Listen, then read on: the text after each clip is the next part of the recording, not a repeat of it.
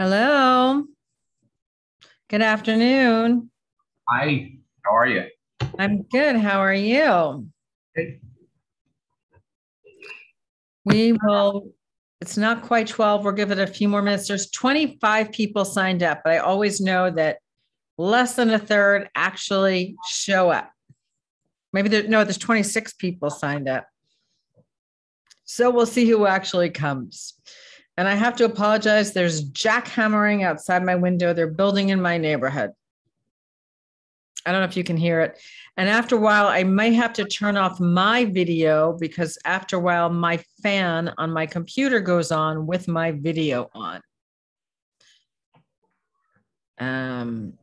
So it's now 12 o'clock. I'll give it till about 12:01, 12:02, and then we'll start with whoever is here. Okay. My friend Val just came on. Hi, Val. No baby? Not yet. Okay. We're counting down till B's a big sister. You're on mute, Val.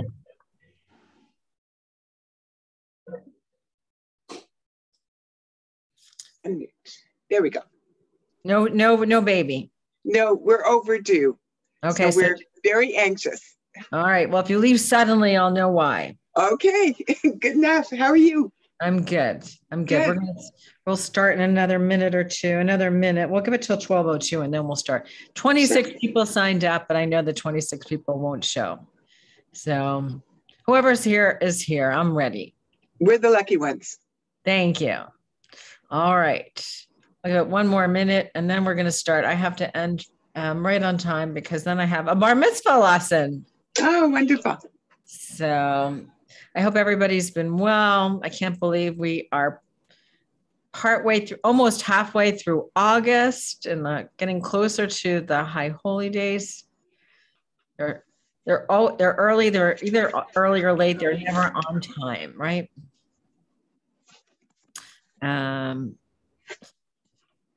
So one more person just came in. Oh, here comes somebody else. Good. I'm glad we're waiting. So I'll give it to 12:02 while Larry's connecting. Larry's connected. Hi, Larry. Nice to see you. All right. So I am going to start with a little intro and then we're going to get started. And if anybody else comes on, we'll just let them in. So this is our fifth session. We started with a session on religious pluralism with Rabbi Ori Regev from Kidum. We had a session on the up to the minute situation on the war in Gaza with Rabbi Josh Weinberg from Artsa, US. I did a session on my heart is in the East and the West, but I am in the East, talking about how do we deal with our complicated feelings about Israel. And I think that really is an ongoing dialogue. We only really touched the tip of the iceberg. We did a session about Israel challenges and opportunities, and we also really just touched on that. That was the last session we did. And today we're going to look at some poetry from both the Israeli side and from Palestinians. And there's such a wide breadth of poetry on both perspectives. It's also just a really, really cursory overview. And there are so many different types of poems going all the way back to biblical times, whether you look at Song of Songs or Psalms, or you look at some of the early Zionist poets like T. Carmi, which really stands for Carmi Charney, who he was one of my teachers, my professors, my first year of rabbinical school in Jerusalem. And I just want to share this story. He was tall and big and I can't talk like him, had a gravelly voice because he smoked. Think of Leonard Cohen.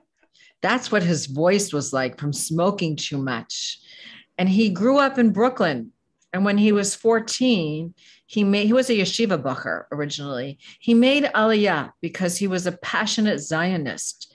And you know that book, O Jerusalem? that was written about Israel, they wrote about him as T. Carmi. They wrote about this skinny little yeshiva kid who fought in the War of Independence. I can't imagine him as a skinny little kid because he was tall and strapping. And after the War of Independence, he went to school. He became a literary expert and a poet, a very famous, well-known poet. And he wrote books and books of poetry. And eventually in his later years, he became a poetry and literature in Hebrew is called Sifrut. He became the Sifrut professor at my rabbinical school in Jerusalem. But he was very modest. He never talked about his exploits in the War of Independence, and only on Yom HaAtzmaut did he share those tales. But because he was such a well-regarded and famous poet, we didn't appreciate it at the time, he would bring in all of these famous poets to my class to do poetry readings. Dan Pagis. Sometimes he would bring in other poets who we didn't know so well, but and they all spoke in their poetry about the land of Israel. And because the Hebrew Bible is used as one of the texts, even in secular school, there'd be biblical references woven into the poetry. So you have many, many Israeli poets, and some of whom are also just writers, but they also write in poetry.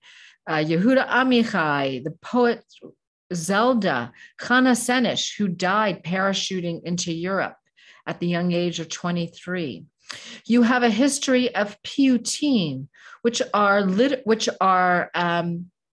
liturgical poetry. So there's so much in the Jewish tradition that talks about the love of the land.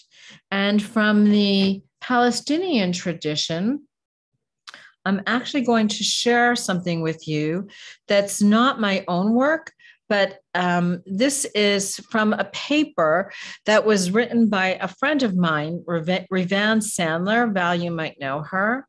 And she was a professor of Arabic literature at the University of Toronto. And what Rivan taught me is that homeland and land are enduring and ever-present themes in Palestinian writing, just as they are in Jewish writing. And it doesn't matter if it's in the genre of writing like memoirs or if it's in poetry. And just as the early Zionists, whether they were in Tsarist Russia or in any other part of Europe, or whether they were exiled in Babylonia, we can think of By the Waters of Babylon, there I sat, thinking of the Zion, right? People wrote about their love of Zion, and so too did the Palestinians. And anyone who explores the intellectual world of Palestinians is bound to note that insistent focus on land, on homeland, and on loss. And if you were to meet somebody who has ancestors from Jaffa, who's Palestinian, even if they're born here in the United States, you might have heard me say this before, and you ask them, where are they from? They're not going to say Detroit or Buffalo or Chicago. They'll say, I'm from Yaffo. And they will still have their key to their ancestral home, even though they might never have even seen Yaffo. And they're not identical. The connection to the land is not identical for Palestinians and for Jews. It's very, very similar. And the themes of land and homeland have a really strong power to grip communities and individuals who, for one reason or another, might not feel at home wherever they are, because their home is in the land of Israel. Think of it as one land with two peoples. So think about many years ago, a man named Vladimir Jabotinsky, who was born in Odessa, Russia in 1880, he had a vision of a homeland for Jews. And he dreamt of a land with its own Jewish history, where Jewish traditions were respected, and where a Jewish way of life could be practiced freely and openly. He envisioned a land where Jews were masters of their own destiny, a land where they weren't twisted into a mold, any kind of mold, or where they weren't part of an alien civilization. And in his mind's eye, he constructed a homeland where a Jew could transfer Jewish concepts of justice into reality, and where personal and nationalist aspirations would complement each other. Now, Jabotinsky died in the United States in 1940, but his wish to be buried in that land that he dreamed of, in his beloved land of Israel, ultimately came true. So if we consider the desires of the earlier generations of Zionists like Jabotinsky, we might be able to sympathize with the Palestinian fixation on land and homeland. But we shouldn't lose sight of the fundamental difference in Jewish and Palestinian visions of homeland. Palestinian literature dreams of the past, of a lost homeland, of lands and homes left behind in recent memory. And rather than a unification of past and present in an actual homeland, Palestinians write of an imagined homeland and they mourn the past. So you have anger and sadness which permeate the literature of Palestinians. And we're going to be looking at some of these poems, both from the Jewish perspective and a Palestinian perspective. And when Palestinians write about the loss of the land, they speak not only about the loss of property, but even more important, perhaps, about the disappearance of a social order and status system. They write about a way of life and a structure of life that gave life meaning. And power and control define 1948 for Israeli culture. We call that Yom HaAtzmaut, the War of Independence. For Palestinians, 1948 signals destruction and catastrophe. What do Palestinians call 1948? Anybody know? They call it the Nakba, which means the disaster, the catastrophe. And while we're rejoicing at 1948, they are decrying what took place then. And we have to remember that it's two views of one land. Think about what happens here in the United States on Columbus Day or on Thanksgiving. Not everybody celebrates Columbus Day the way that white Anglo-Saxon Protestants look at Columbus Day. For people who are Native American, Columbus Day is not a day to be celebrated. For people who are Native American, Thanksgiving is not a day to be celebrated. And as somebody who lived in New England and who was born in New England, there are many alternate kinds of commemorations, and I use that word deliberately, surrounding Thanksgiving. It was not a day to give thanks. It was a day to mourn the loss of their customs. Hard for us as people who really are immigrants to this country to understand that. But that's how the Palestinians view 1948.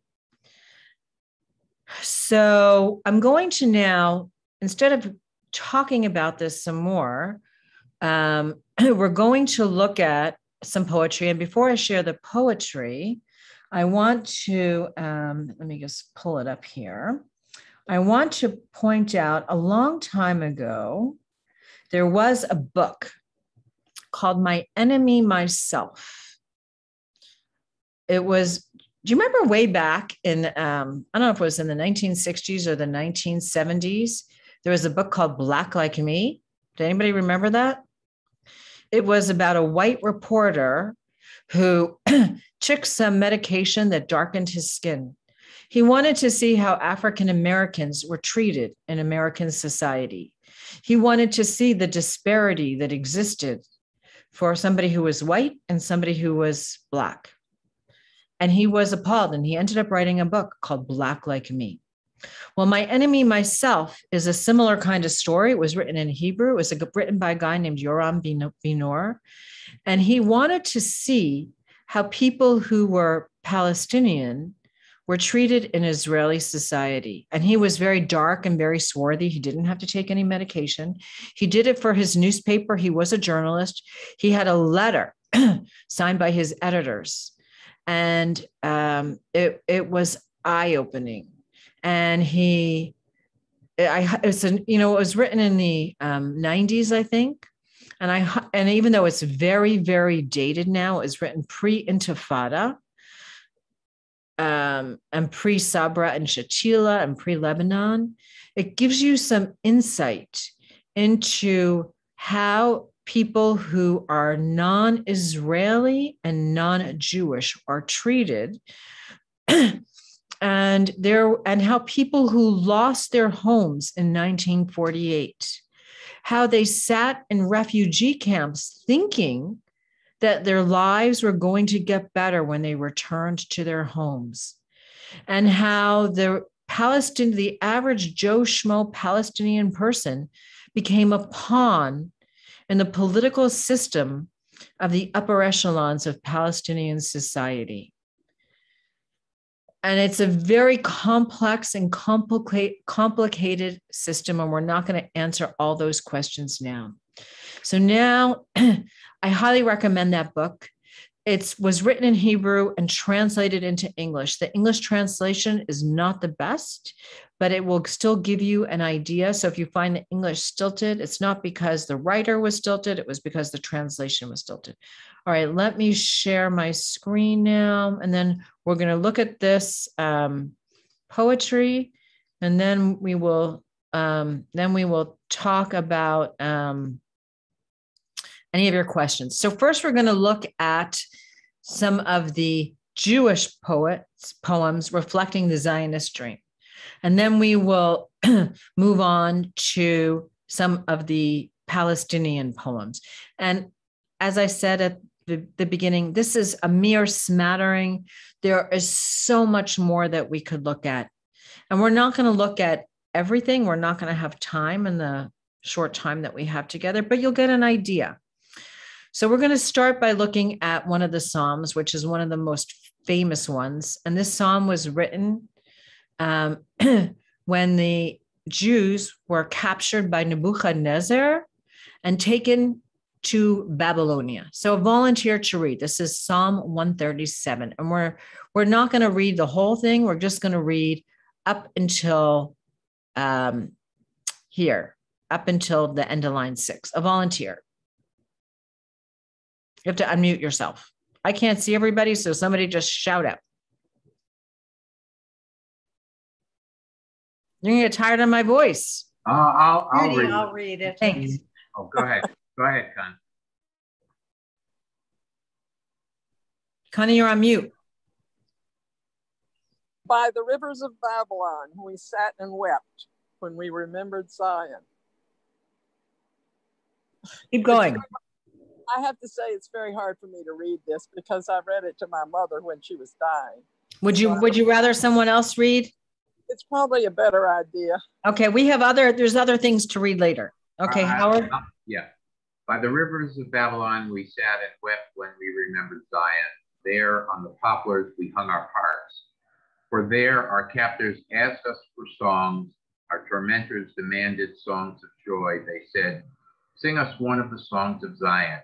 How can we sing the songs of the Lord while in a foreign land? If I forget you, O Jerusalem, may my right hand forget its skill.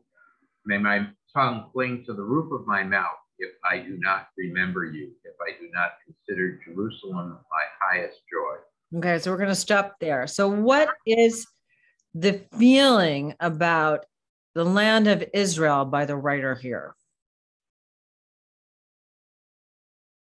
Anyone? It's mournful, loving and mournful. And a feeling of great loss. A feeling of great loss. Judith, do you want to add to that? Did I cut you off? No, you didn't cut me off. I'm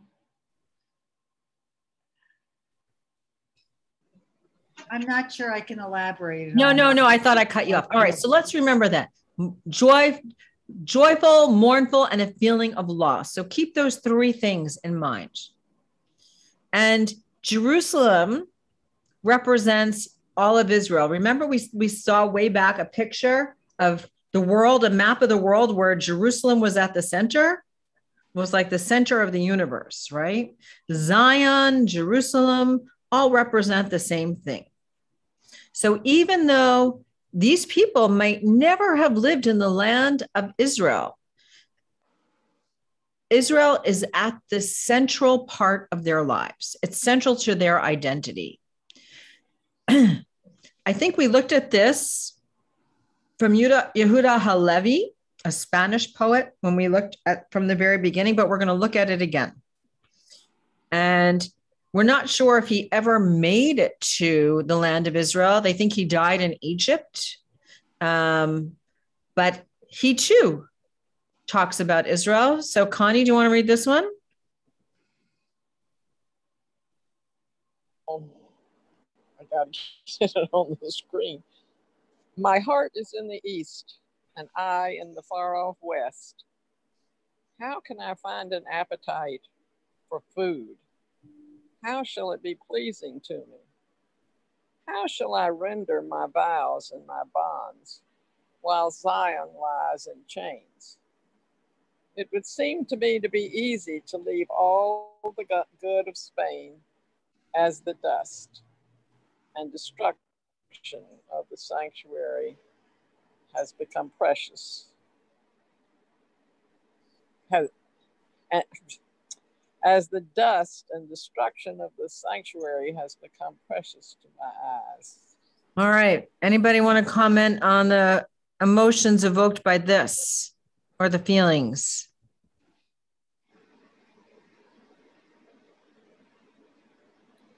It seems almost that in Spain, the person, life is almost not worth living when they can't be in Israel. And they feel chained to a life they don't want. Right. And look at the time it's written. It's around the time of the Crusades as well, right? So they know what's happening. They know that the Crusaders are beginning to overtake the Middle East, and it's very distressing to them. And they can't go, and so they feel sick about it. So it's also that same sense of mourning, but you don't get that sense of rejoicing that you heard from the Psalm before, right? But here it's like life is not worth living.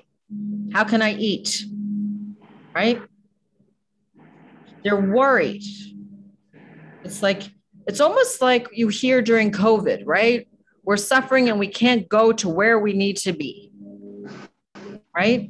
Sorry for the noise in the background. I can't mute myself, but they're mowing the lawn. That's not the poem. That's what's happening in my world outside my window. So now we have Yehuda Amichai, who's a modern Israeli poet. We're kind of racing through history. If this, we could do like a whole course on this, but we don't have time in an hour. So we're racing because we have to do two peoples in an hour. And I want to give you a good overview, and then we'll answer some questions too and talk about some of this. Who would like to read Yehuda Amichai's poem here? I would like to. Okay, Judith, go ahead. Jerusalem's a place where everyone remembers he's forgotten something, but doesn't remember what it is. And for the sake of remembering, I wear my father's face over mine. This is the city where my dream containers fill up like a diver's oxygen tanks. Its holiness sometimes turns into love.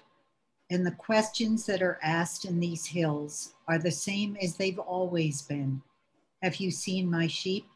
Have you seen my shepherd?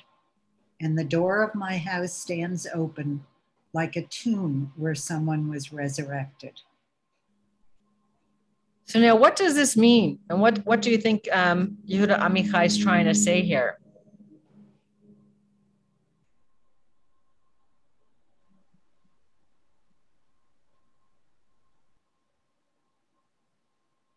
He gives me the image of Jerusalem as both a spiritual place and a place of incredible practical busyness. Okay. The line, have you seen my sheep? Like business. Have you seen my shepherd? It's very spiritual. That's interesting. What else do we get from here?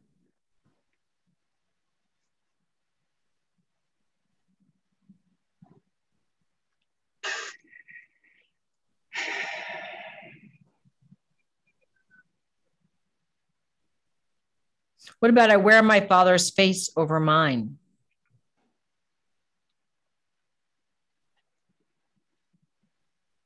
It's a place of history. Where everyone remembers he's forgotten something.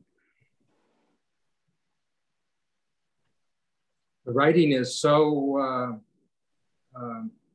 poetic here.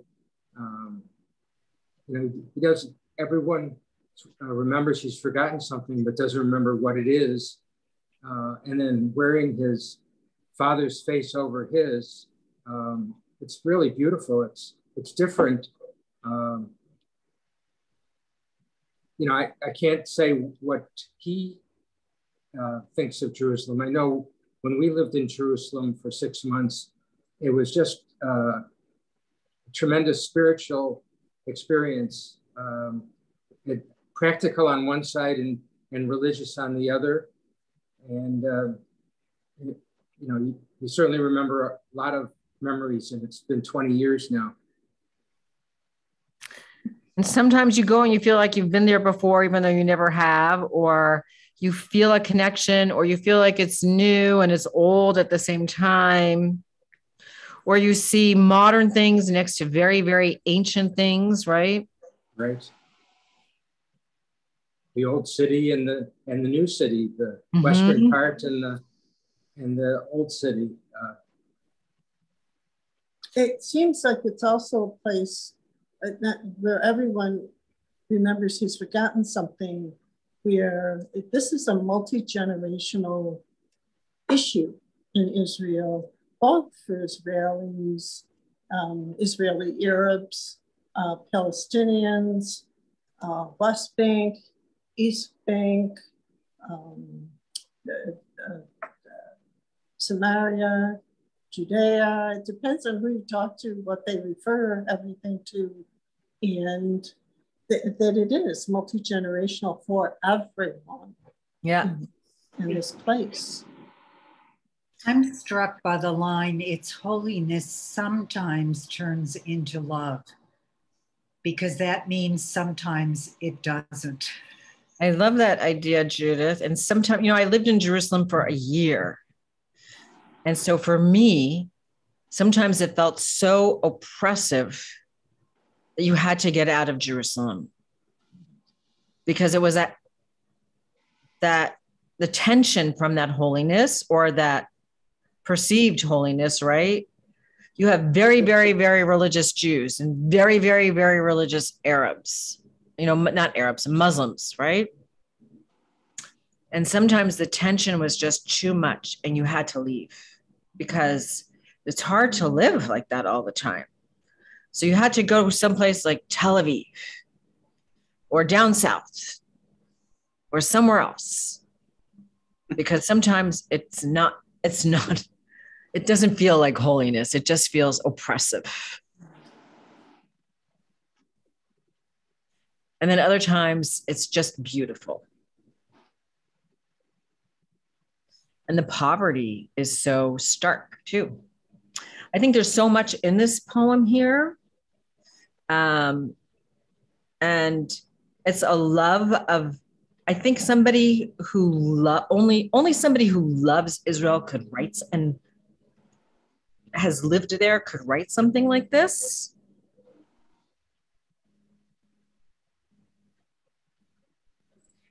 And Howard, I think that line, have you seen my sheep? Have you seen my shepherd? That could be religious, or it could be the fact that you see sheep wandering on the hills, right? Or it could be Christological.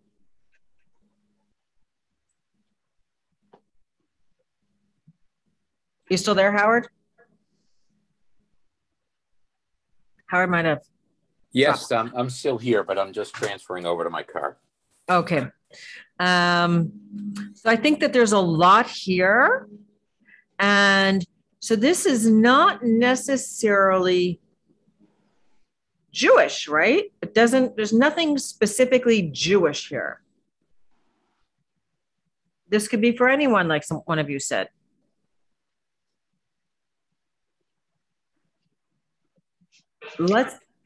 Anybody want to say anything before we move on to the next one? Yeah, I just see it as Jerusalem, the eternal city. Wearing my father's face over mine as Lador Vador, and have you seen my sheep in 2021 is just a throwback to the days of David and sheep wandering in the hills of Jerusalem. I just see it as Jerusalem, the eternal city. I like that too, Val. Sorry, I had to turn off my video because if I leave my video on too long, my fan goes off. All right. So now we get to Hatikva, which, as we know, is Israel's national anthem. I want to look at it was written before Israel. It was written before Israel declared its independence in 1948. The words were written in 1886 by Naftali Herz Imber, an English poet, originally from Bohemia. But I want us to look at the words, and I want us to talk about these words and I want to then talk about some of the controversies surrounding this. So a volunteer to read this. I'll do it okay. As long as the Jewish soul is yearning deep in the heart, with eyes turned toward the east, looking toward Zion, then our hope, the 2,000-year-old hope, will not be lost, to be a free people in our land, the land of Zion and Jerusalem. Okay, so first, initial reactions.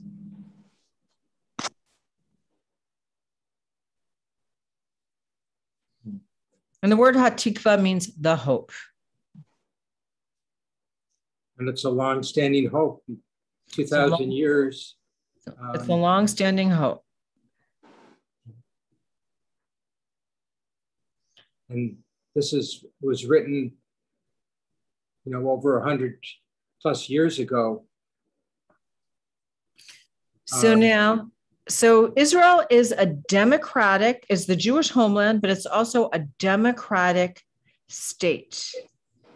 So what do you think is the controversy that surrounds this? And some of you may be very familiar and some of you less familiar.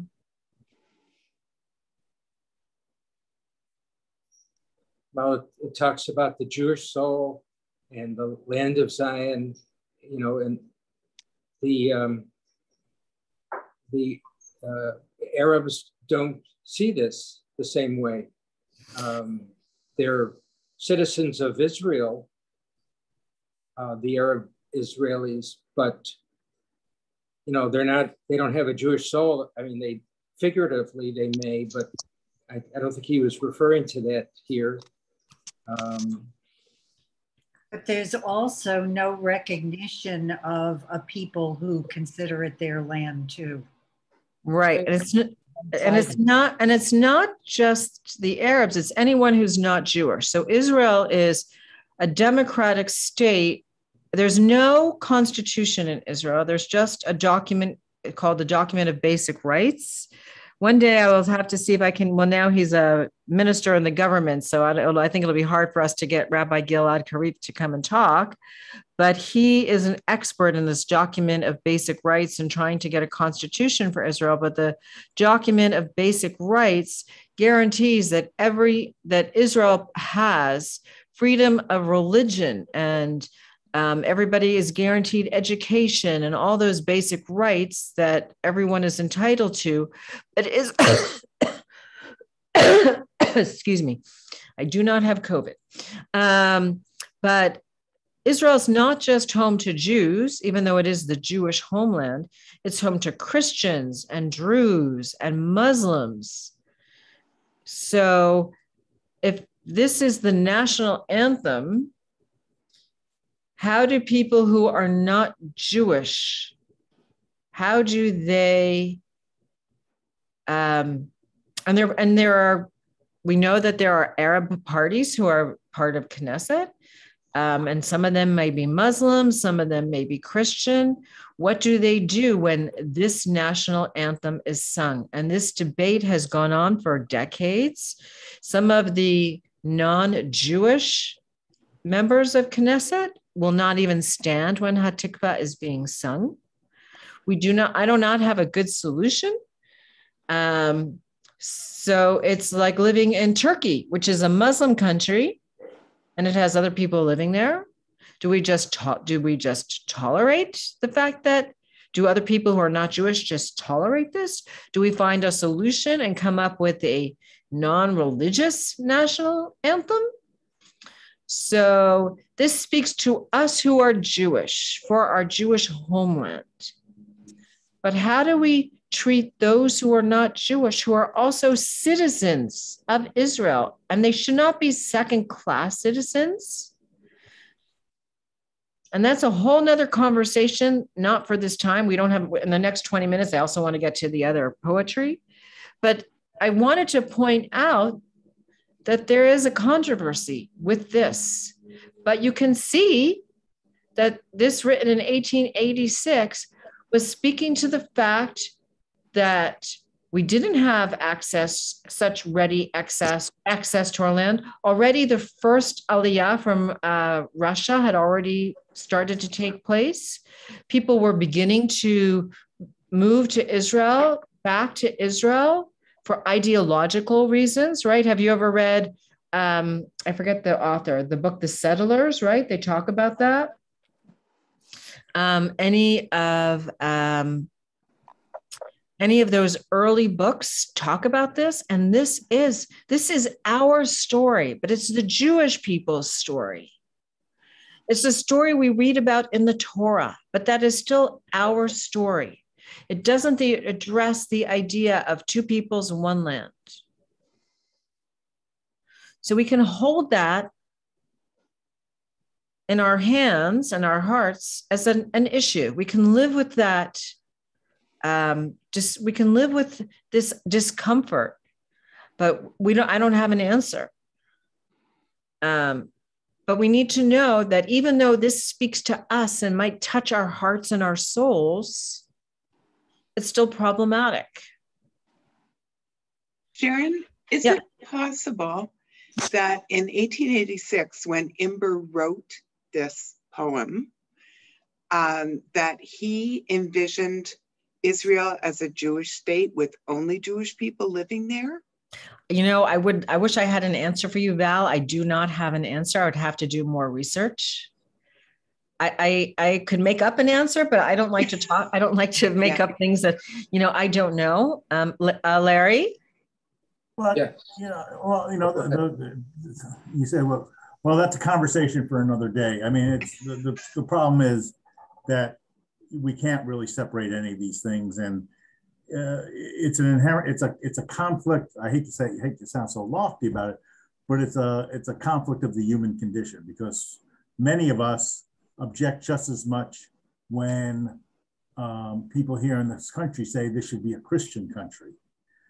Yes, I agree. Or when we sing, God is in the United States national anthem, and that's offensive to some other people. And,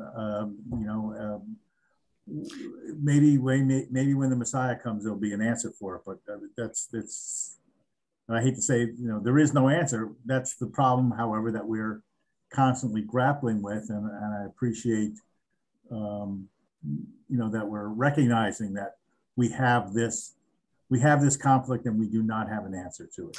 But I think the one in Israel is much more complicated than the one in the United States, because it's really discriminatory against groups of people in a different kind of a way. All right, so let's move on. Just sometimes, though, I feel it's much more personal to me than the issues in Israel. Well, we're talking about Israel now. All right, so I want to look at quickly just a piece of one other poem, and then I really want to begin to get to the Palestinian poems. So I'm sure many of you are familiar with Naomi Shemer's song, Yerushalayim Shel Zahav, Jerusalem of Gold. It became very popular during the Six-Day War, June of 1967. It actually was written prior to the Six-Day War, and she added another stanza right after the Six-Day War. And my parents were big Israeli music fans, and I remember the albums that came out. I can sing you so many songs in Hebrew from the time of the Six-Day War, but if we look at some of, I just want to look at a little bit of it from like here. You'll hear from so many Israeli musicians. They are poets. And, I'm just going to read this quickly because I don't want to give short shrift to the Palestinian poetry. The mountain air is clear as wine. And this is not a literal translation because they wanted it to rhyme. The scent of pines is carried on the breeze of twilight with the sound of bells. And in the slumber of tree and stone captured in her dream, the city that sits solitary and in its midst is a wall, Jerusalem of bronze, of gold and of bronze and of light. Behold, I am a violin for all your songs. So now this is the one that was added after the Six-Day War. We have returned to the cisterns, to the market and to the marketplace. A ram's horn calls out and is being heard on the Temple Mount in the old city. And in the caves in the mountain, thousands of suns shine. We will once again descend to the Dead Sea by the way of Jericho. So this is an ode here. You can see the line from Psalms, if I forget thee, O Jerusalem, right? Which is all gold. So many poets invoke lines from the Torah, from the Hebrew Bible, even if they are secular, because that's the literature that they grew up on. You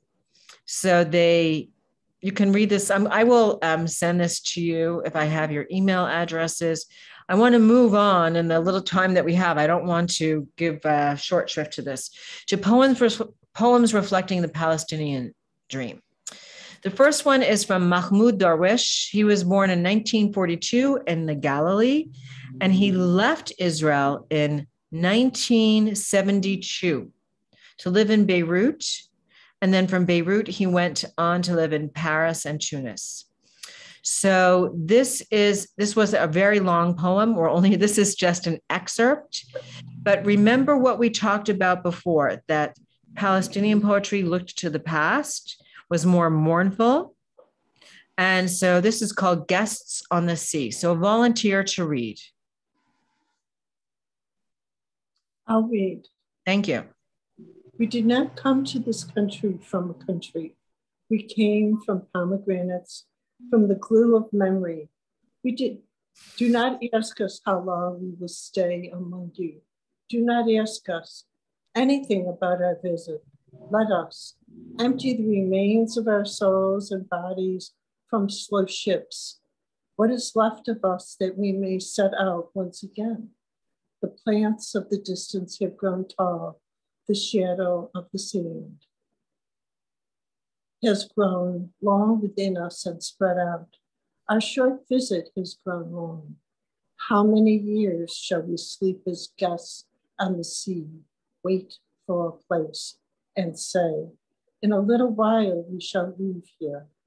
Nothing of our ancestors remains in us, but we want the country of our morning coffee. We want the fragrance of primitive plants. We want a special school. We want a special cemetery. We wish to live for a time just to return to something, anything, anything, to begin, an island, a ship, an ending. Our short visit has grown long. The sea has died within us. Does this evoke for you any comments or feelings?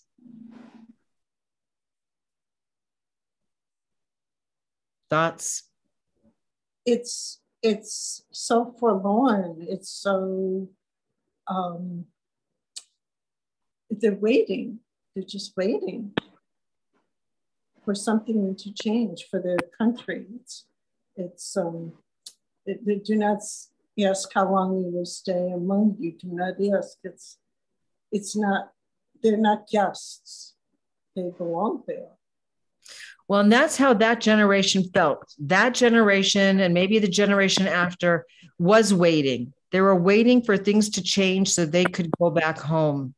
And even though the modern generation might still say, I'm from Yafo, or I'm from Tel Aviv, or I'm from Tzfat, they're not content to wait, and they want to see change happen.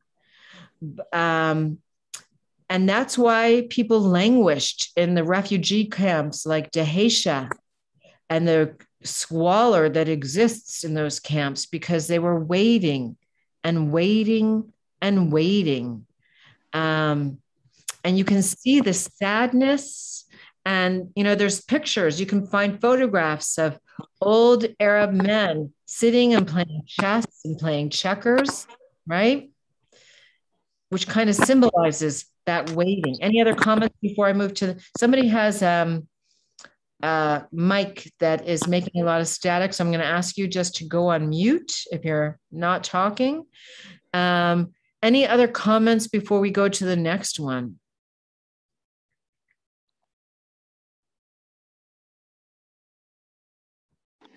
It's very powerful. The images are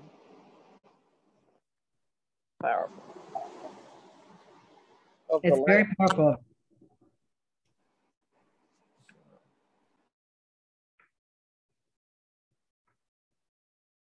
Anything else?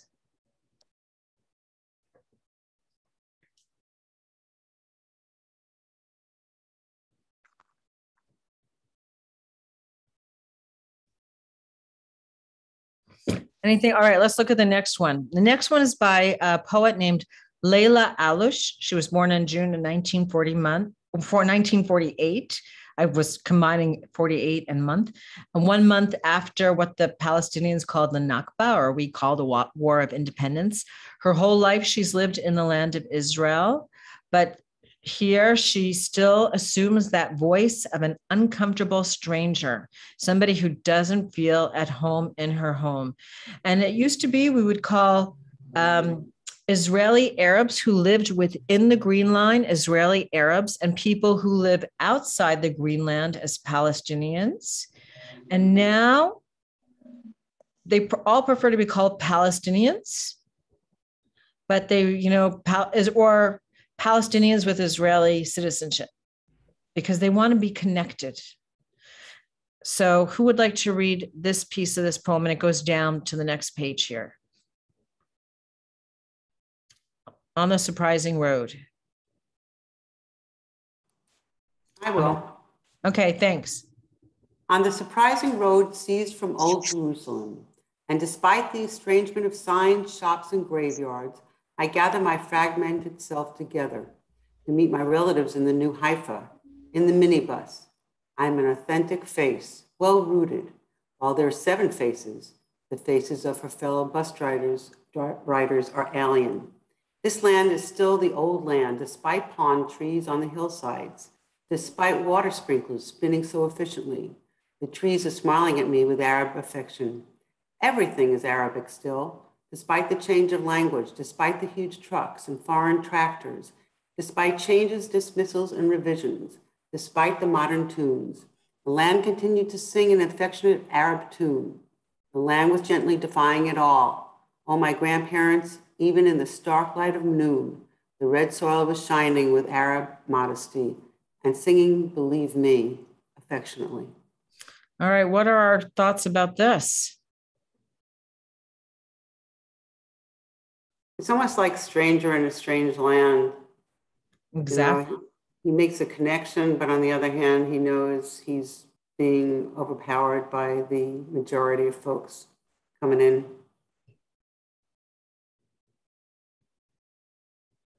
To me, it was this line, I gather my fragmented self together. Mm-hmm. Right? You know, when we compare that to Yehuda Amichai's poem about Jerusalem, you know, I wear my father's face over mine, that had more positive. And here I am an authentic face, but still longing for the past. Remember what I shared in the beginning about Palestinian poetry versus Israeli poetry. It's still longing for the past and not comfortable where they are.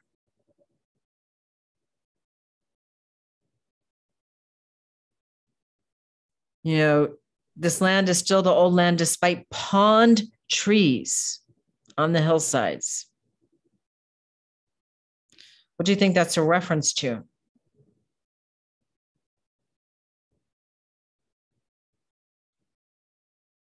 Weren't all the trees destroyed in the building, or a lot of trees destroyed in the building of the land?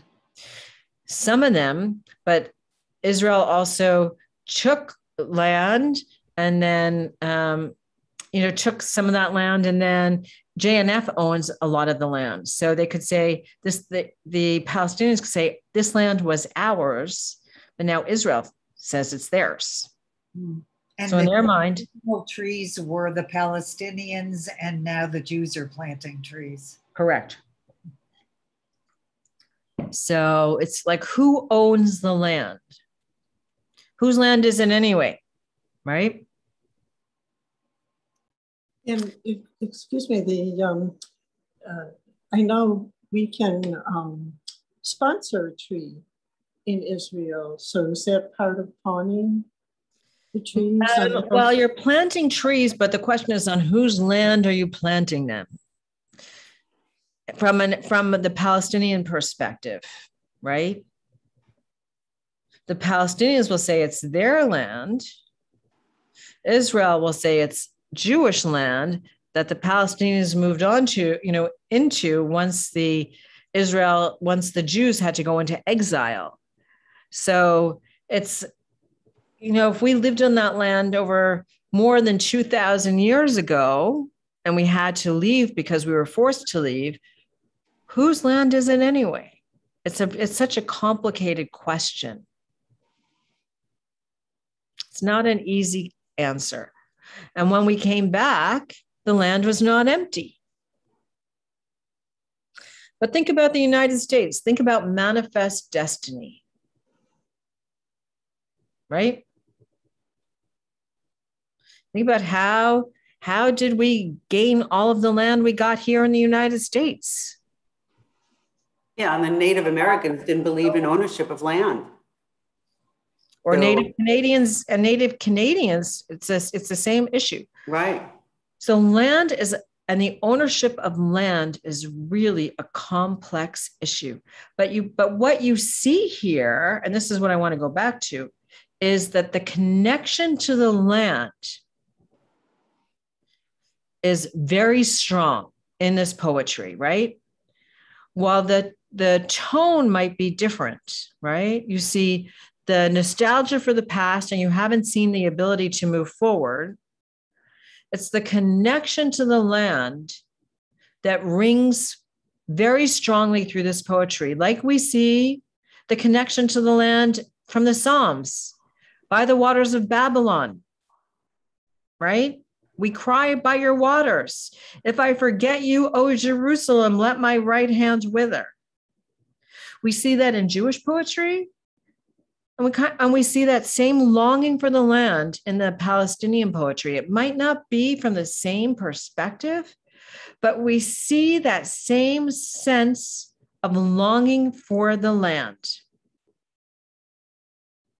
It's not identical, but it's that connection to the land is still there, right? Let's see if there's one. There's one more. There might be two more. Yeah, there are. But I don't know if we're going to have time to get to both of them. Fadwa Tukan is another female poet. These were published through the 50s, through the 80s. And she uses the image of a hurricane. Let's see if we can read some of this. Another volunteer. Rabbi, what are the demons referred to in the little blurb on her? She might have had some mental health issues. I don't know enough about her. I would have to go back and look at that. Or it might have been her feelings about the land. I'd have to go back and look.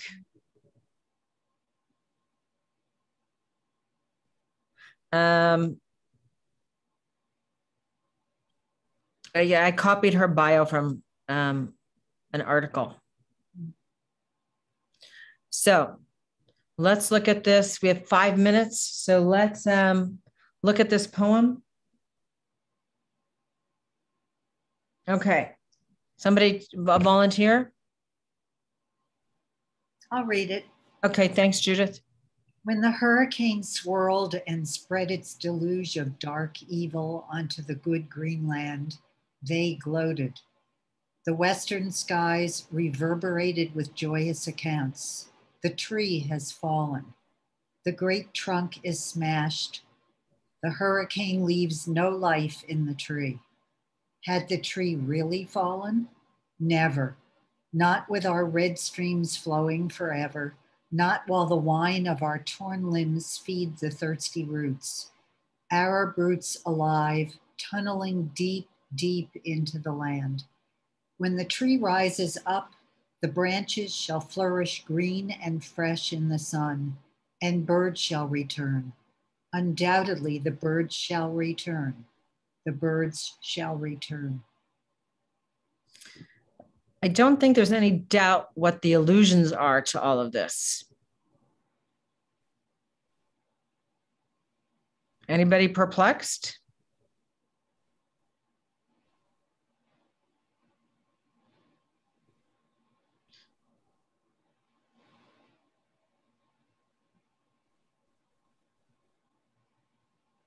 Any thoughts about this? Well, it's obviously from the Palestinian perspective that their land is being taken by the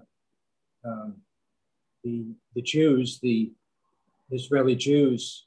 That the hurricane is swirling and on this good green land, and it's all devastation. They look at it as destruction rather than growth and a new land for Jews. So it's certainly from their perspective. Well, and look at it spread its deluge of dark evil, right? Right. We never, we weren't taught this as Jews from religious school right on, from independence. That's all it's a positive thing. It's interesting. This is so important to see other perspectives, not just in this session, but, the whole thing of critical thinking. This is a way to, one aspect of critical thinking, that it's not just the Jewish perspective or the Israeli Jewish perspective. Or even the Western perspective. To me, that line is the one that is most powerful. The western skies reverberated with joyous accounts, and that really, I think, gives us insight into the conflict today. It's not just Israeli Jew against Palestinian, but it's even the Israeli Jews represent the Western European American interests against the Palestinians. Mm-hmm. It's amazing how this poem can really articulate. I mean, it's not that we are knowledgeable about the issues there, but that the poem can articulate such power. And you really, I mean, you know, I'm still hopeful despite everything that one day there'll be peace. But you read this and it's like, it's an incredible poem. It's really powerful. I thought that this one was very powerful, and I like this poem too. So this is by the same author, and we'll end with this one because then I have to go do another teaching. So enough for me to die on her earth, be buried in her, to melt and vanish into her soil, then sprout forth as a flower played with by a child from my country. Enough for me to remain in my country's embrace, to be in her close as a handful of dust, a sprig of grass, a flower. It's hopeful, but in kind of a sad way. Sense of resignation. Sense of resignation. You don't see that hope that you do with the Jews, because they, you know, I would love to see from people who are living within the Palestinian Authority, if they've had time to be reflective yet, if they've had time to write poetry, or if life is still too hard to write poetry. But there is hope in her first poem, not in this one. Well, the hope is really more, to me, it's like angry hope, right? They will return, they will return. And I kind of, you know, I think where you might find more hope is when you have those programs where you have Jews and Muslims and Arabs working together, but it's more altruistic hope. And you know, we're not at that time yet when we're living in a world that's positive, when you have rockets shining, you know, raining down and other things happening. We're still not there. Val, I'm looking at your face. It looks perplexed. I can give it like another minute. I know this is not long enough for the full discussion. There's so much more to talk about. Maybe after the High Holy Days, we can engage in a fuller conversation, because I feel like I'm always cutting it short. Anyone want to have a last word before we end? I have a quick question for the follow-up if this works, but before Israel was established officially in 1948, both the Jews and Arabs and Christians who lived there lived under the British mandate.